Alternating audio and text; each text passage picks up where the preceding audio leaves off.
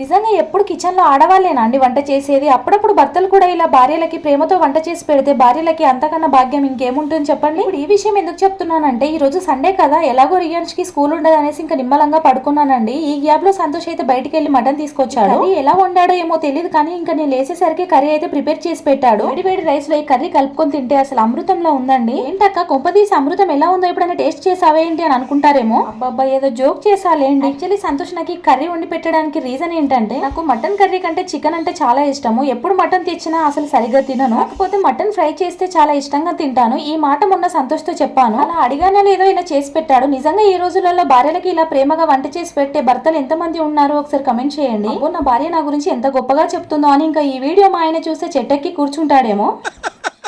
అవును, అడగడం మర్చిపోయాను, మీ హస్బెండ్స్ కూడా ఎప్పుడైనా మీకు ఇలా ప్రేమగా వంట చేసి పెట్టారా? ఒకసారి కమెంట్ చేయండి. వీడియో చూసి అలాగే వెళ్ళిపోకుండా వీడియో నచ్చితే లైక్ చేయండి, మన ఛానల్ ని సబ్స్క్రైబ్ చేసుకోండి. Thank you for watching, take care, by by.